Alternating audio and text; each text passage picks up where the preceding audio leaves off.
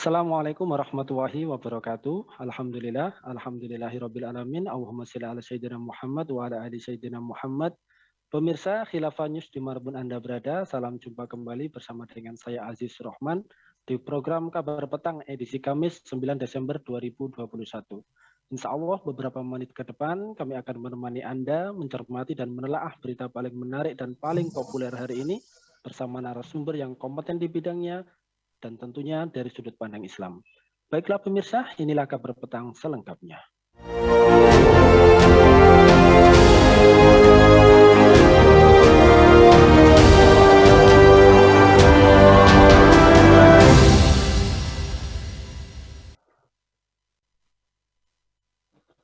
Pemirsa, pengaruh Amerika Serikat di Asia semakin menguat sejak pemerintahan Presiden Joe Biden.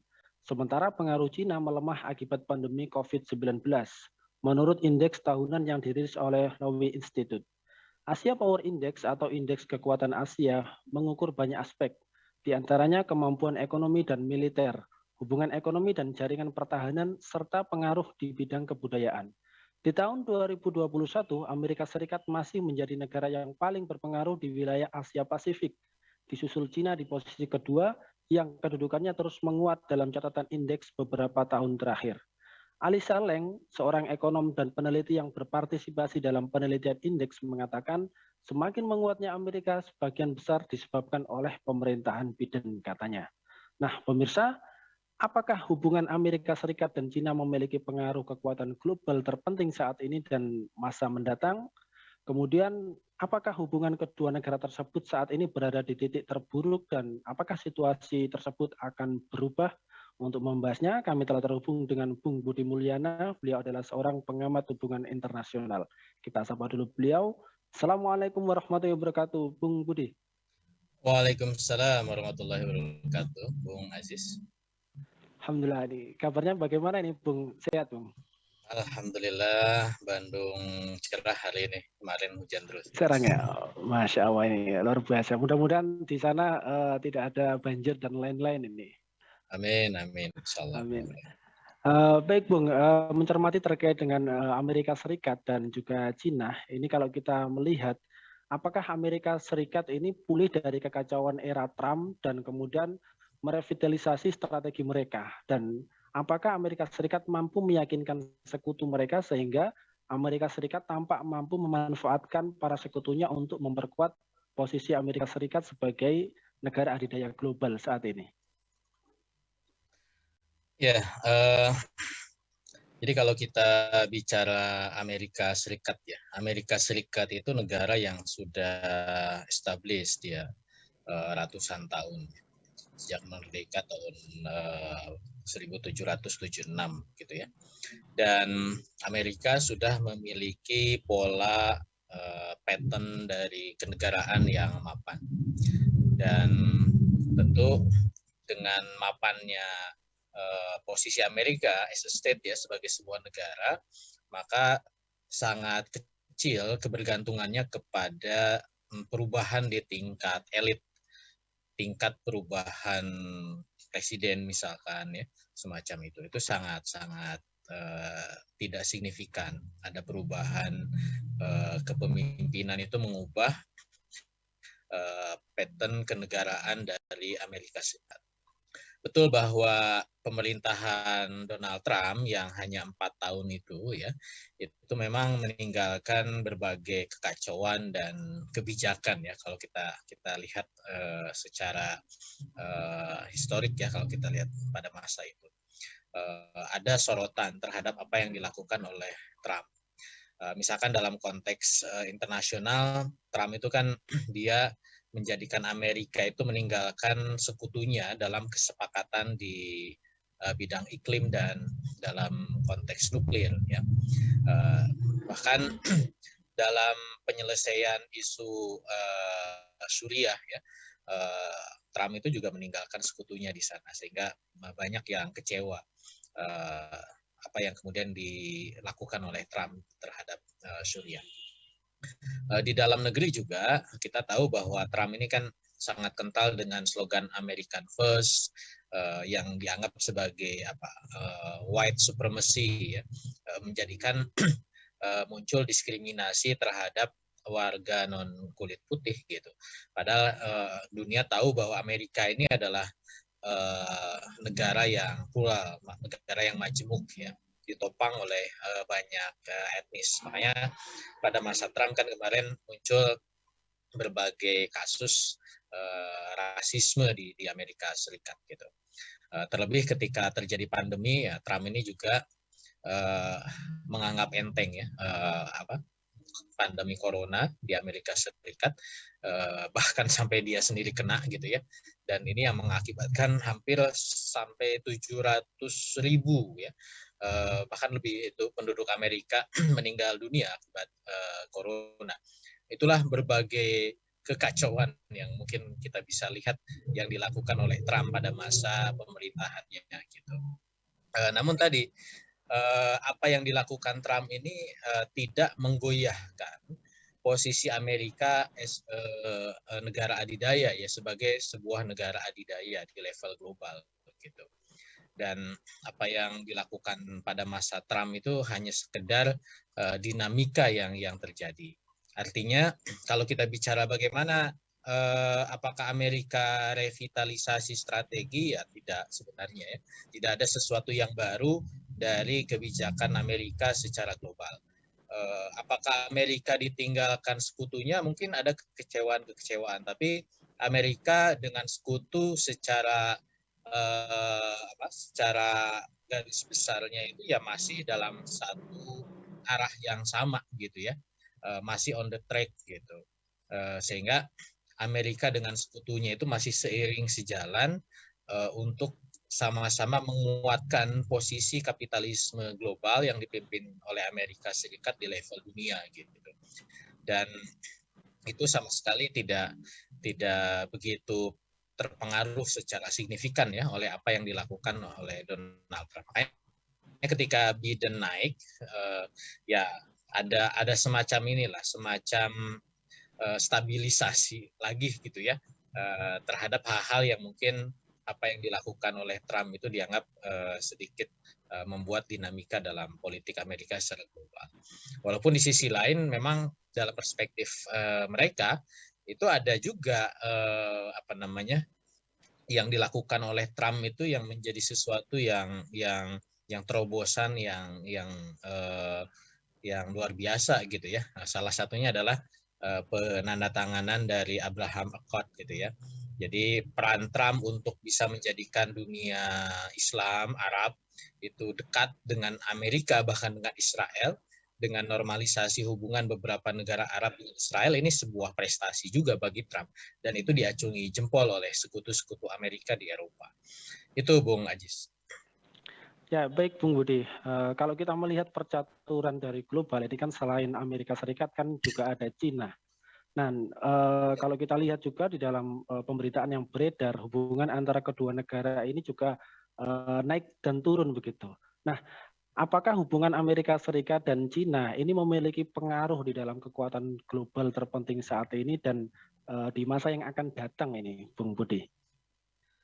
Ya, sebenarnya report yang dikeluarkan oleh Law Institute ya, yang tadi oleh Mas Aziz sampaikan di pengantar, itu kan sebenarnya hanya mencermati di Asia Pasifik gitu ya.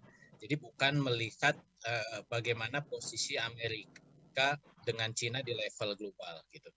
Makanya ketika bicara di Pasifik, betul bahwa memang Amerika dan Cina ini dia vis-a-vis saling berhadapan satu sama lain gitu. Karena ya kedua negara ini ditambah Rusia gitu ya, itu punya garis batas geografis ya dengan apa yang disebut dengan Asia Pasifik gitu. Tinimbang misalkan negara-negara Eropa yang lain yang dulu mungkin bermain di Asia Pasifik ya, semacam Inggris atau Prancis gitu. Makanya kemudian dari penilaian Law Institute ya untuk mengukur power di Asia Pasifik itu ya otomatis akan muncul kedua negara tadi, Amerika Serikat dan Cina gitu, sebagai posisi di reportnya itu disebut sebagai posisi superpower gitu ya di antara kedua negara ini, karena kedua negara ini poinnya itu sampai lebih di atas 70 poin gitu ya. Makanya kemudian di Indo-Pasifik disebutkan sebagai dua kekuatan yang saling bersaing. Tapi kalau kita lihat sebenarnya hubungan Amerika dan Cina ini kan mereka itu sekutu juga dulu ya. Ketika Perang Dunia Kedua kan Cina itu sekutu Amerika untuk menghadapi Jepang ya. Kemudian walaupun Cina mengalami perubahan rezim dari republik menjadi negara komunis pada saat revolusi budaya tahun 50-an, tapi menariknya Amerika menjadikan Cina ini walaupun komunis karena punya tipikal yang berbeda dengan Uni Soviet yang menjadi rival Amerika di level global, justru keberadaan Cina itu dijadikan oleh Amerika untuk melemahkan posisi Uni Soviet sebagai rival Amerika pada masa Perang Dingin gitu. Jadi ya kita bisa anggap sekutu juga gitu dalam konteks itu. Amerika punya kepentingan yang sama dengan Cina pada masa Perang Dingin gitu. Dan ketika akhirnya Uni Soviet runtuh gitu ya, dan kemudian di Cina sendiri mengalami kenaikan dalam konteks ekonomi ya, dia level kekuatan ekonominya meningkat ya 2 dekade terakhir, 20 tahunan terakhir ini. Sebenarnya kepentingan Amerika dengan Cina itu masih sejalan ya. Amerika punya kepentingan untuk mendapatkan ya semacam buruh murah gitu ya di Cina, sehingga banyak industri yang dikembangkan di Cina itu justru adalah industri yang mensupport dari kepentingan kapitalisme global Amerika gitu. Jadi sebenarnya masih seiring sejalan juga Amerika dengan Cina dalam konteks kapitalisme global. Dan betul bahwa memang sering ya kadang terjadilah ketegangan di antara Amerika dengan Cina dalam case-case tertentu ya. Dan itu saya melihatnya hanya sekedar persinggungan kepentingan case by case gitu, bukan dalam konteks rivalitas seperti apa yang dilakukan oleh Amerika Serikat dengan Uni Soviet pada saat Perang Dingin gitu. Jadi tidak begitu relevan sebenarnya kita melihat Amerika Serikat as a capitalist state ya dengan Cina sebagai negara komunis, padahal Cina itu adalah juga mengusung ekonominya secara kapitalis gitu. Jadi rivalitasnya itu tidak dalam level rivalitas ideologis seperti pada masa Perang Dingin, tapi hanya rivalitas dalam kepentingan-kepentingan tertentu, termasuk juga di kawasan Asia Pasifik ya. Yang kemudian disinilah ada beberapa kepentingan yang bersinggungan, kasus Laut Cina Selatan misalkan ya, kasus pembangunan di Indonesia misalkan gitu. Nah, rivalitas ini hanya sekedar rivalitas kepentingan. Dan mungkin itu yang kemudian kita orang awam melihat seolah-olah mereka itu bertarung seperti dulu antara Amerika Serikat dengan Uni Soviet. Saya melihatnya tidak sampai ke level itu. Gitu. Dan saya melihat apa yang dilakukan oleh China itu ya masih didiamkan oleh Amerika ketika koridornya itu masih dianggap wajar oleh Amerika Serikat gitu. Dan tentunya kalau melewati koridor itu Amerika tidak akan tinggal diam ya terhadap tindak tanduk yang dilakukan oleh China. Itu Bung Aziz. Ya, baik Bung Budi. Jadi kemudian kalau kita melihat ya bagaimana pergerakan Cina ya terutama di Asia Pasifik dan juga di LCS tadi yang sudah sedikit Anda singgung. Ini sebenarnya hubungan antara Cina dengan Amerika sendiri apakah memang seperti itu ya naik dan turun atau situasinya ini bagaimana terutama untuk beberapa waktu tahun ke depan ini? Ya, tingkat ketegangannya memang menaik ya. Makanya kita bisa melihat salah satu pertimbangan Biden untuk menggeser pasukan Amerika Serikat dari Asia Tengah ya ke Indo-Pasifik itu dalam rangka mengantisipasi ancaman masa depan ya sebutlah Cina gitu. Termasuk juga dalam pemetaan global Amerika di beberapa tahun ke depan juga menempatkan Cina itu sebagai potensi ancaman ya yang memang sebelumnya juga sudah di warning. Kenapa? Karena memang Cina ini kan punya kapabilitas ya sebagai bentuk ancaman baru bagi Amerika Serikat. Jumlah penduduknya banyak, luas wilayahnya juga lebih luas dibanding Amerika, kemudian punya sumber daya alam yang luar biasa. Cina ini juga dia lumayan mulai ekspansif ya secara ekonomi. di kancah global gitu, walaupun tidak semasif Amerika dan negara-negara sekutunya ya, karena memang itu sudah terbangun sejak zaman kolonialisme seperti itu. Nah, jadi memang ada kekhawatiran ke arah sana gitu, rivalitas antara Amerika Serikat dengan Cina. Cuman tadi Cina ini memang belum punya pengalaman bertarung di kancah global gitu ya, belum sampai ke arah sana. Jadi saya melihat walaupun terjadi ketegangan antara Amerika Serikat dengan Cina, tadi saya sudah sebut itu hanya sekedar ketegangan dalam konteks kepentingan tertentu gitu ya. Karena kiprah Cina di luar negeri itu tidak ada kiprah ideologis ya, penyebaran ide-ide ya sebutlah komunisme karena Cina itu negara komunis gitu. Tapi lebih ke kepentingan-kepentingan ekonomi, kepentingan-kepentingan strategi gitu ya, bukan ke kepentingan ideologis gitu. Jadi dalam konteks kapitalisme global ini belum menjadi ancaman ideologis juga bagi kapitalisme global yang dipimpin oleh Amerika gitu. Jadi kembali bahwa tantangan atau potensi ancamannya itu hanya dalam konteks kepentingan tertentu saja. Itu Bung Ajis. Ya, baik Bung Budi. Berarti kemudian kalau memang Cina ini tampak memiliki banyak kekuatan, tetapi juga memiliki beberapa kelemahan ya, seperti yang sudah Anda singgung tadi. Nah, kemudian apakah Amerika Serikat sendiri juga masih memiliki sebuah dinamisme dan kapasitas yang memadai untuk mengembalikan kekuatan mereka, di mana kalau kita melihat ini agak menurun ini dengan tren ekonomi Cina dan negara-negara Eropa begitu. Ya, betul tadi saya singgung bahwa kapabilitas Cina itu kan besar ya. Jumlah penduduk terbanyak, kemudian luas wilayah terbesar ketiga di dunia setelah Rusia dan Kanada, kemudian juga kemajuan ekonomi yang signifikan selama 2 dekade belakangan ini, sehingga memang Cina ini sekarang posisinya seolah-olah menjadi emerging power lah ya, kekuatan yang terus menguat gitu, yang terus membayangi dari Amerika Serikat gitu. Cuman tadi kembali bahwa Cina itu dia tidak punya pengalaman politik yang memadai di level global. Di sisi lain, memang Amerika ini ya tentu dia sudah teruji.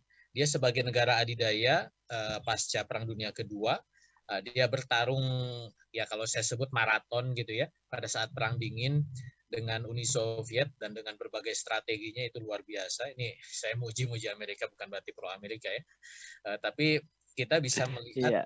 kelihayan Amerika itu menurut saya strateginya bisa dipelajari untuk mengimbangi ya kekuatan global Uni Soviet sehingga bisa melemahkan tanpa melakukan sebuah peperangan gitu ya, tidak seperti pada masa Perang Dunia Pertama atau Kedua gitu. Dunia dibuat khawatir dengan meletusnya Perang Dunia Ketiga, tapi itu tidak terjadi. Tapi dengan AMRES ya, dengan persaingan persenjataan, dengan Star Wars ya, dengan persaingan di level antariksa itu menjadikan Uni Soviet itu melemah gitu. Sehingga Amerika tinggal memasukkan nilai-nilai kapitalis globalnya dengan isu-isu HAM, demokrasi, keterbukaan, kebebasan. Akhirnya kemudian Uni Soviet kolaps gitu ya dan jatuh seperti itu. Itu kelihayan strategi politik Amerika di level global. Nah, Cina itu belum memiliki ya pengalaman semacam itu ya. Kalau harus dihadap-hadapkan melawan Amerika Serikat seperti itu. Dan artinya bahwa kalaupun misalkan kita melihat ekonomi Cina sekarang maju, yaitu tadi tetap ditopang dalam konteks kapitalisme gitu. Artinya dia sama-sama kuatnya atau sama-sama keroposnya kalau kita bisa sebut begitu dengan Amerika Serikat karena memang sama-sama negara kapitalis ya. Bedanya Amerika itu adalah private capitalism ya, sedangkan Cina itu adalah state capitalism gitu.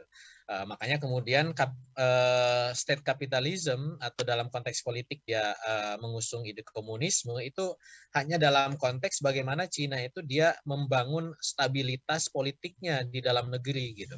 Dengan tadi jumlah penduduk yang sangat besar dan potensi separatisme dan potensi ancaman dari dalam negeri yang sangat kuat gitu. Tinimbang Amerika Serikat. Jadi justru kerapuhan Cina itu di dalam gitu ya.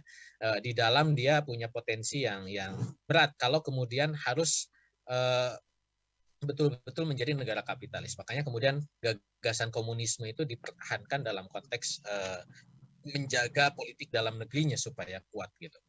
Dan Amerika ya tadi dengan pengalaman yang panjang gitu ya, Amerika punya strategi yang cukup mumpuni untuk kemudian bisa mempertahankan posisinya di level global gitu. Dan ini kita bisa melihat apa yang kemudian dilakukan oleh Amerika baik di level dunia ataupun secara spesifik di Pasifik ya saat ini gitu yang menjadi bahasan kita.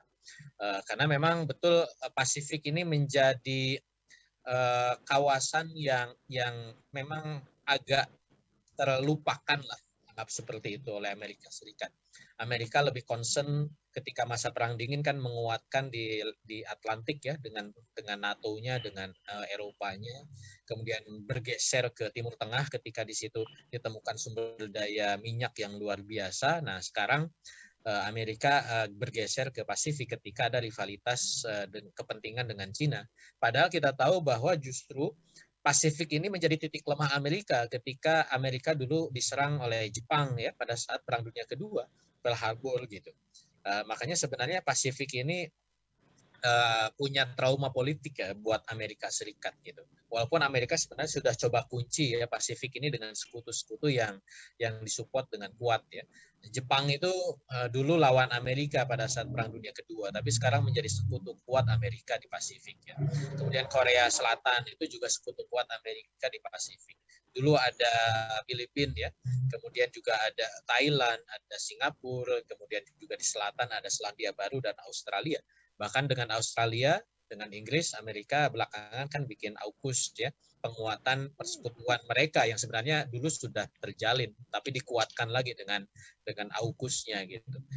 Untuk apa ya tadi? Untuk antisipasi lah terhadap apa yang dilakukan oleh Cina di kawasan ini. Itu Bung Aziz. Ya, baik Bung Budi. Ini kalau kita melihat dan mencermati terkait perkembangan situasi global, ini kan menarik ya. Kita bahas Cina, Amerika Serikat, dan lain sebagainya. Tetapi kalau sebagai seorang Muslim, nah ini kan tentu kita dunia Islam juga tidak boleh tinggal diam begitu.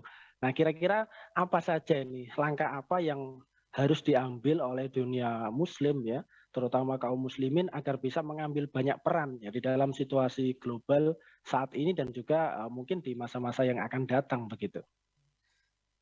Ya, saya melihat bahwa selama dunia Islam ini belum menjadikan prinsip ideologis ya dari Islam dalam bernegaranya, maka peran yang bisa diambil itu ya hanya sekedar bayang-bayang dari ideologi yang sedang eksis saat ini gitu ya, kapitalisme global gitu. Artinya ya itulah yang real, yang nyata gitu. Makanya perannya pasti sangat minim ketika memang dunia Islam ini tidak ada satupun negara yang menjadikan Islam sebagai ideologi ya dalam prinsip-prinsip kenegaraan gitu. Makanya kemudian kita melihat bahwa negeri-negeri Muslim itu menjadi ya saya sebut pembebek, pelayan gitu ya dari kepentingan negara-negara adidaya gitu. Dan negara-negara adidaya mereka mungkin memberikan ruang bagi masuknya kepentingan Islam. Tapi dengan catatan sejalan ya, selama sejalan dengan kepentingan kapitalisme global. Makanya selalu saya singgung bahwa Amerika itu mencoba membangun jaringan dengan negeri-negeri Muslim yang moderat gitu. Jadi dibuatlah Islam itu kompatibel dengan kapitalisme global, dengan Barat gitu.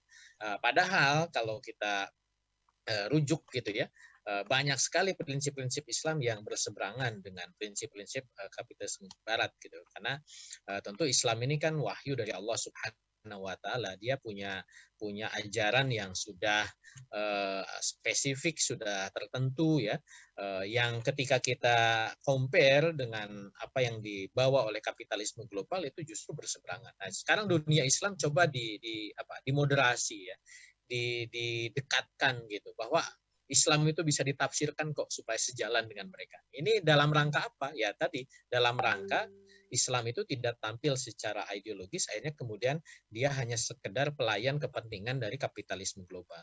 Maka untuk itu Ya, umat Islam ini butuh sebuah atau kehadiran negara superpower yang dengan sendiri dia membawa kepentingan Islam gitu, yang akan membawa nilai-nilai agung dari Islam, diterapkan nilai-nilai itu dan juga disebarkan nilai-nilai itu gitu. Dan kita yakin bahwa Islam ini akan menjadi rahmatan lil alamin gitu. Bukan kemudian menyesuaikan Islam dengan kapitalisme yang sudah rusak dan merusak ini gitu. Dan tentu itu tidak bisa kalau tadi level global itu masih membebek kepada kapitalisme. Islam harus dibawa dengan institusi sendiri yang dulu disebut sebagai khilafah Islam gitu ya. Pada masa itu, masa ya setidaknya terakhir lah kekhilafan Turki Utsmani, kepentingan Islam itu dibawa, diperjuangkan dan dihadap-hadapkan dengan Barat pada saat itu gitu ya. Dan tentu Barat pun ya mereka pasti akan berusaha menghancurkan institusi itu, dan ya ternyata pasca Perang Dunia ke-1 ya, khilafah Turki Utsmani dihancurkan dan akhirnya kepentingan Islam pun tidak ada lagi yang bisa membawanya, dan itulah yang terjadi hingga saat ini ya. Kita bisa catat bagaimana kemudian persoalan Palestina misalkan sampai sekarang kan seolah-olah tidak ada solusi gitu. Karena tidak ada yang membawa kepentingan berdasarkan prinsip Islam untuk penyelesaian Palestina. Itu sebagai contoh saja. Belum lagi masalah-masalah lain yang terjadi di dunia Islam. Tidak ada satupun yang bisa kita harapkan untuk menjadi pembela. Itu Mas Ajis ya. Wallahu a'lam. Ya, baik. Berarti memang kaum muslimin sudah tidak boleh lagi begitu ya membebek bagaimana orang-orang Amerika Serikat dan lain sebagainya, tetapi harus pede begitu ya dengan ajarannya, terus kemudian menerapkannya dan menyampaikan risalahnya ke seluruh alam. Baik, terima kasih Bung Budi. Ini Masya Allah, ini luar biasa pencerahannya. Terima kasih juga telah hadir di Kabar Petang pada edisi kali ini. Insya Allah nanti kita bertemu lagi di lain waktu dan juga di lain kesempatan. Semoga Anda dan keluarga senantiasa sehat selalu dalam lindungan Allah Subhanahu wa taala. Assalamualaikum warahmatullahi wabarakatuh. Bung Budi Mulyana. Waalaikumsalam warahmatullahi wabarakatuh. Baik pemirsa, demikianlah Kabar Petang pada edisi kali ini. Semoga Anda mendapatkan banyak manfaat dari acara kami. Jangan lupa saksikan kami besok di jam dan channel yang sama. Dan jangan lupa juga like, comment, share, subscribe, serta klik tekan tombol loncengnya agar tidak ketinggalan update terbaru dari Khilafah News. Karena hanya disinilah Anda akan mendapatkan informasi aktual terpopuler dan tentunya dari sudut pandang Islam. Akhirnya saya Aziz Rahman beserta seluruh kru yang bertugas undur diri. Wassalamualaikum warahmatullahi wabarakatuh.